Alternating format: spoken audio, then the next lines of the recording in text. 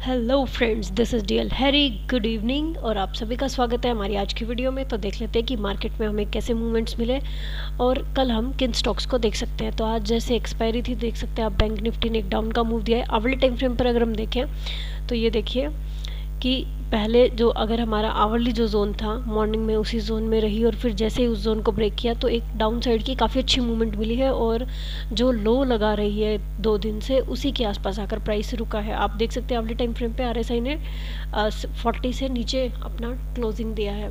तो अब हम देख लेते हैं जिन स्टॉक्स को हमने रिकमेंड किया था उनमें कैसी मूवमेंट हुई है। तो सबसे पहले था हमारे पास आईसीआईसीआई बैंक।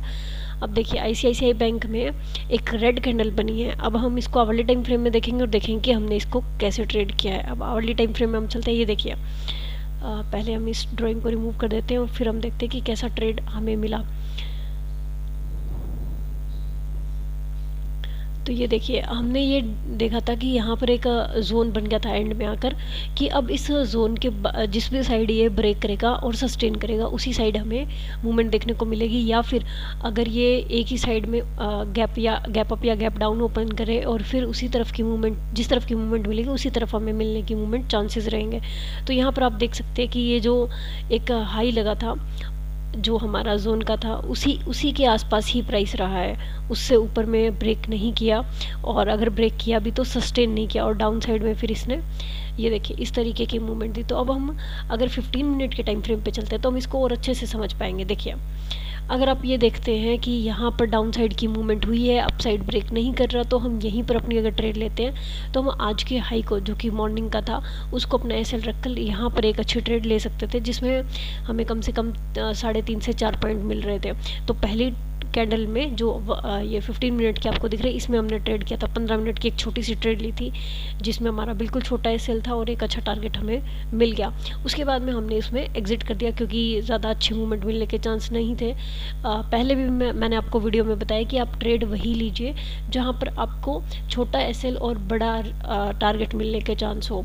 अगर आपको कोई भी ट्रेड ऐसी मिल रही है जिसमें आपका 1:1 रिस्क रिवॉर्ड भी नहीं है तो वो ट्रेड आपके लिए अच्छी नहीं है, उसको इग्नोर कीजिए। तो यहाँ पर हमें सिर्फ ये हमारा जो एक एसएल था वो मिल रहा था और जो टारगेट था हमारा ऑफ कोर्स वो जो हमारा जोन था वो साफ दिख रहा था, इसीलिए हमने ये ट्रेड लिया। अदरवाइज हम इस ट्रेड को इग्नोर करते क्योंकि जोन में ट्रेड लेने का बन नहीं रहा था कोई भी सिचुएशन। तो यहाँ पर फिर देखिए फिर ये जो अपसाइड की मूवमेंट हुई है ये हमने नहीं ली। क्यों नहीं ली? क्योंकि ये पहली चीज़ रिवर्सल ट्रेड थी, हम इसे ले सकते थे लेकिन उस टाइम पे कोई और ट्रेड चल रही थी तो इसको हमने इग्नोर किया था। अब यहाँ देखिए इस कैंडल पे ये ब्रेकआउट हो चुका है तो हम अगर इसमें ट्रेड लेते तो अब हम इसमें कैसे फंसते हैं। देखिए इसने इतनी मूवमेंट ऑलरेडी अपसाइड की कर ली। दूसरा फैक्टर जो है कि जो टारगेट निकल कर आता वो हमारे पास पहला यही निकल कर आने वाला था तो हमें वेट करना था कि ये इसे भी ब्रेक करे। अब ये देखिए यहाँ पर हम सोचेंगे कि इसने इसको भी ब्रेक किया है, लेकिन यहाँ पर ब्रेक करने का मतलब क्या हो रहा है कि इसने ऑलरेडी इतनी मूवमेंट की है, अब कितनी मूवमेंट करने के चांसेस है। तो यहाँ पर इसने मूवमेंट नहीं करनी थी तो इसलिए हमने यहाँ पर भी ट्रेड नहीं लिया। अब हमने ट्रेड इसमें कहाँ एग्जीक्यूट किया है, इसमें हमने ट्रेड एग्जीक्यूट किया जब ये रेड कैंडल इस लो को ब्रेक करती है। वहाँ पर देखिए इसने इस लाइन को भी ब्रेक कर दिया और इस कैंडल के लो को भी ब्रेक कर दिया। तब हमने इसमें अपनी एंट्री बनाई और फिर हमने इसमें सिर्फ एसएल ट्रेड किया है और हम क्योंकि ज़्यादा टाइम मार्केट के एंड तक नहीं रुकना चाहते थे तो हमने इस कैंडल के एंड में इसको एग्जिट कर दिया। तो हमें काफ़ी अच्छा टारगेट मिला। देखिए रिस्क कितना होता है, सिर्फ ये हाई था, उसके बाद भी यहाँ तक तो प्राइस गया भी नहीं जिसमें, और फिर हमें ये टारगेट यहाँ तक अचीव हुआ। ये भी हो जाता लेकिन हम यहाँ तक नहीं रुके, हम सिर्फ यहीं तक रुके। तो इस तरीके से आईसीआईसीआई बैंक में हमें अच्छी ट्रेड मिली। नेक्स्ट हमारे पास जो स्टॉक था वो था महाराजा बैटरीज जिसको हमने दोबारा रिकमेंड किया था। ये हमारे पास एक दिन पहले भी था। अब हम महाराजा बैटरीज में देख लेते हैं। डेली टाइम फ्रेम पर आप देख सकते हैं रेड कैंडल बनी है और देखिए अगर हम जोन बनाएं तो कल का जो था जोन उसी में रही है। तो इसमें हम देख लेते हैं कि हमें कैसी ट्रेड मिली है। देखिए ये देखिए पूरी की पूरी मूवमेंट उसी तरीके से हुई है और अगर हम इसका जो ड्राइंग रिमूव करके देखते हैं, देखिए कल अपसाइड की मूवमेंट करने के बाद आधी मूवमेंट कल ही कर ली, लगभग 50% का इसने हमें एक ट्रेड दे दिया था कल ही डाउन साइड का। अब हमारा जो व्यू बन रहा था वो ये था कि अगर ये इसी जोन में ओपन हो जाती है तो हम देखेंगे कि ये किस साइड ब्रेक करता है। अगर ये इस कैंडल के हाई को ब्रेक करता है तो हम अप साइड की मूवमेंट लेंगे, अगर इस कैंडल के लो को ब्रेक करता है तो हम डाउन साइड की मूवमेंट लेंगे।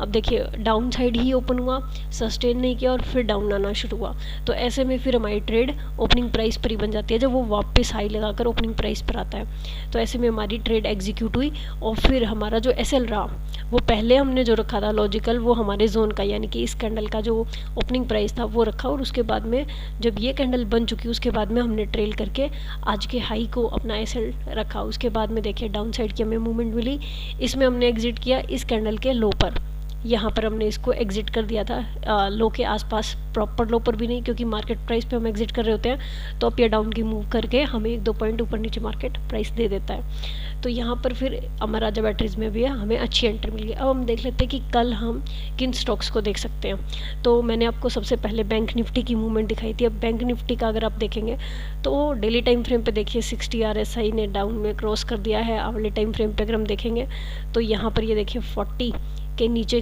क्लोज होना शुरू हो गया। अगर हम 15 मिनट पर चलते हैं तो यहाँ भी 40 से नीचे सस्टेन करना शुरू किया है। तो मोस्टली जो व्यू बन रहा है वो डाउन का बन रहा है बैंक निफ्टी में। अब हम ये देखेंगे हो सकता है कि अपसाइड की मूवमेंट भी कर दे, लेकिन अभी तक हमारा व्यू डाउन का है। तो अब हम जो ट्रेड ले रहे हैं आज वो बैंक्स की ही है मोस्टली, कि कल हमारा जो व्यू रहेगा वो बैंक्स का मेन है। अब बैंक्स में देखिए एक्सिस बैंक को देखिए यहाँ तक डाउन आया, एक प्राइस पर सस्टेन किया, लेकिन मोस्टली चांसेस है कि वो ये भी क्रॉस करे और यहाँ तक आए वापस, क्योंकि RSI भी डाउन साइड का ही है। अभी आवली टाइम फ्रेम में हम इसे देख लेते हैं। जो कैंडल पैटर्न बन रहा है ये देखिए पूरा डोजी टाइप बना है। अब जिस साइड भी ये जाएगा लाइक इस कैंडल का हाई क्रॉस करेगा तो ये अप साइड की मूवमेंट हमें वापस दे देगा, यहीं तक का हमारा टारगेट निकल कर आ रहा है। और अगर ये डाउन साइड में ब्रेक करता है तो देखिए यहाँ पर इसके पास जो पहला टारगेट है वो ये स्विंग, ये एक तो ये हाई यहाँ पर हम कहेंगे, और उसके बाद ये जो स्विंग बन रहा है ये यानी कि 751 के आसपास।